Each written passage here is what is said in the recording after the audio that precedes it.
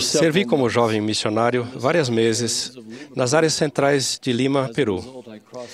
Por isso, cruzei muitas vezes a Plaza de Armas, no centro de Lima. O Palácio do Governo, residência oficial e local de trabalho do presidente do Peru, fica de frente para a praça. Meus companheiros e eu convidamos muitas pessoas na praça a ouvir o Evangelho restaurado. Sempre imaginei como seria entrar no palácio, mas a ideia de fazer isso sempre me pareceu absurdamente remota. No ano passado, o Elder D. Todd Christofferson, do Quórum dos 12, alguns outros líderes e eu, reunimos-nos com Alan Garcia, na época era o presidente do Peru, no Palácio do Governo. Foram-nos mostradas suas belas salas e fomos recebidos cordialmente pelo presidente Garcia. Minhas divagações de jovem missionário sobre o palácio se cumpriram de uma forma que eu jamais sonharia ser possível em 1970. As coisas mudaram no Peru desde que fui missionário, principalmente para a igreja. Havia ali cerca de 11 mil membros da igreja na época, e apenas uma estaca. Hoje, há mais de 300 mil membros e quase 100 estacas. Nas cidades em que havia apenas pequenos grupos de membros, estacas vigorosas e lindas capelas adornam a região.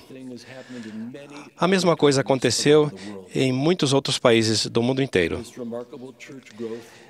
Esse extraordinário crescimento da igreja merece explicação. Começaremos com uma profecia do Velho Testamento.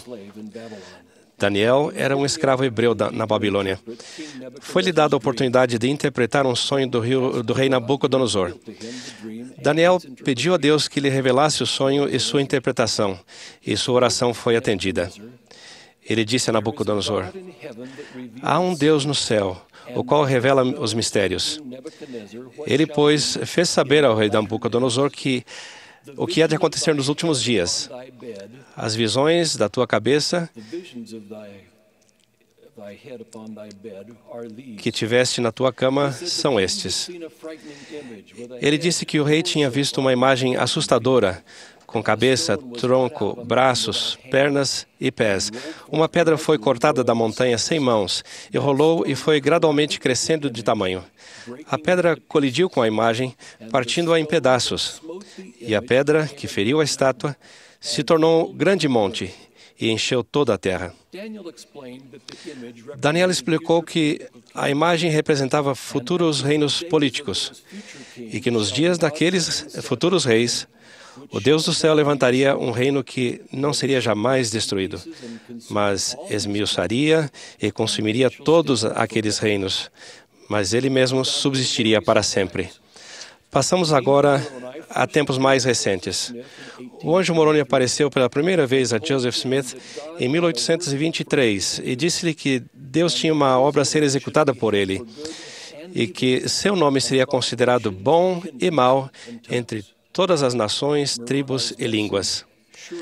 A mensagem de Moroni com certeza surpreendeu Joseph, que tinha apenas 17 anos.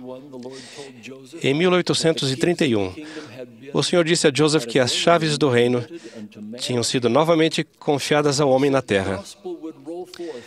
Ele disse que rolaria o Evangelho até os confins da terra, como a pedra cortada da montanha sem mãos, até encher toda a terra, tal como Daniel dissera a Nabucodonosor. Em 1898, o presidente Wilford Woodruff relatou uma experiência que teve quando era membro novo, em 1834, numa reunião do sacerdócio perto de Kirtland. Ele contou: o profeta reuniu todos os portadores do sacerdócio na pequena escola de madeira da localidade. Era um prédio pequeno, com talvez 4 metros quadrados. Quando nos achávamos reunidos, o profeta exortou os elders de Israel a testificarem desta obra. Ao concluírem, ele lhes disse: irmãos, fui muito edificado e instruído pelos testemunhos prestados esta noite. Quero dizer-lhes, porém, perante o Senhor, que não sabem acerca dos destinos desta igreja e deste reino mais do que uma criancinha no regaço materno. não o compreendem. Estão vendo apenas um pequeno grupo de portadores do sacerdócio hoje aqui. Mas esta igreja encherá a América do Norte e do Sul e o mundo todo. As profecias de que o reino de Deus, como uma pedra cortada da montanha, iria encher a terra, o nome de Joseph Smith viria a ser conhecido no mundo todo, e a igreja iria encher as Américas e encher o mundo, podem ter parecido risíveis no passado. Um pequeno grupo de crentes que morava na fronteira americana e que precisava se mudar para escapar da perseguição, não parecia ser o alicerce de uma religião que atravessaria fronteiras internacionais e penetraria corações em toda parte. Mas foi exatamente isso que aconteceu. Deixe-me dar um exemplo. No dia de Natal de 1925, em Buenos Aires, o elder Melvin J. Ballard dedicou todo o continente da América do Sul para a pregação do Evangelho. No final de agosto de 1926, um pequeno grupo foi batizado. Esses foram os primeiros membros da Igreja de Jesus Cristo dos Santos dos Últimos Dias em toda a América do Sul. Isso foi há 85 anos atrás. E muitos deles estão ouvindo esta conferência hoje. Há 23 estacas de Sião em Buenos Aires atualmente, com dezenas de estacas e centenas de milhares de membros da igreja nas cidades e municípios espalhados pela Argentina. Hoje, há mais de 600 estacas e vários milhões de membros em toda a América do Sul. A olhos vistos, o reino de Deus está enchendo o continente e o nome de Joseph Smith está sendo divulgado tanto por nós quanto por seus inimigos, em países dos quais ele talvez nunca tenha ouvido falar em sua vida. Há cerca de 3.000 estacas da igreja no mundo hoje, de Boston a Bangkok e da Cidade do México a Moscou. Estamos nos aproximando a 29.000 alas e ramos. Em muitos países, há estacas fortes com membros cujos antepassados eram conversos. Em outros, pequenos grupos de recém-conversos se reúnem em ramos incipientes, em casas alugadas. A cada ano, a igreja se espalha e cresce no mundo todo. Essas profecias que falam de encher a terra e de ser conhecido no mundo inteiro são absurdas? Talvez. Improváveis? Sem dúvida. Impossíveis? Definitivamente não. Isso está acontecendo diante de nossos olhos. O presidente Gordon B. Hinckley observou: foi dito certa vez que o sol nunca deixaria de brilhar sobre o Império Britânico. Esse império está agora reduzido. Mas é verdade que o sol nunca deixará de brilhar sobre esta obra do Senhor, que está tocando a vida de pessoas em todo o mundo. E isso é apenas o começo. Mal arranhamos a superfície. Nosso trabalho não tem fronteiras. As nações que hoje estão fechadas, para nós, serão abertas um dia. Hoje podemos ver que se aproxima o cumprimento de uma profecia do livro de Mórmon. E acontecerá que reis fecharão a boca, pois verão o que não lhes fora contado e considerarão o que não tinham ouvido. Porque naquele dia, por amor a mim, fará o Pai uma obra que será grande e maravilhosa no meio deles. Esta obra do Senhor é realmente grande e maravilhosa, mas avança essencialmente despercebida por muitos líderes políticos, culturais e acadêmicos da humanidade. Ela progride de coração em coração e de família em família, de modo sereno e discreto. A sua mensagem e propósitos abençoam as pessoas em todo lugar. Um versículo do livro de Mórmon explica o motivo do milagroso crescimento da igreja atualmente.